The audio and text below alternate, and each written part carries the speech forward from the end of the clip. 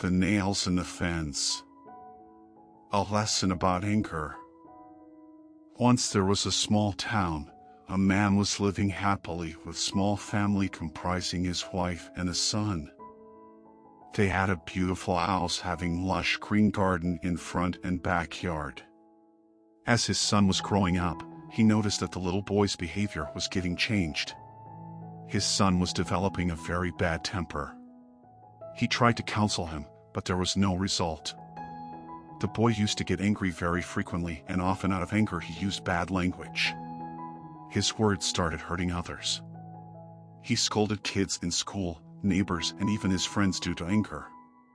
His friends and neighbors started avoiding him, and his parents were getting really worried about him. One beautiful morning, he called his son in his bedroom. The father had a plan to improve the behavior of his son.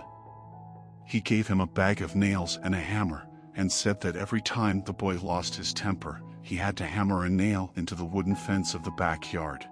At first, it sounded strange to the young boy. But the boy followed his father's instructions, and on the very first day he hammered 43 nails into a wooden fence at the backyard.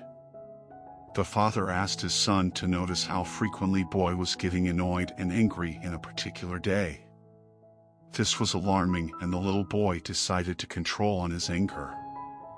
The boy gradually began to notice the anger-generating moments deliberately.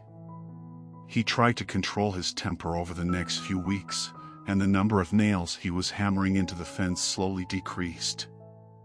Finally, the day came when the boy didn't lose his temper at all.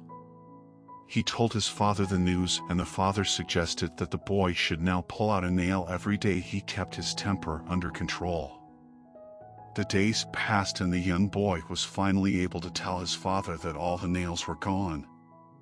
The boy learned the art of getting rid of anger. He was very happy as he could change his behavior.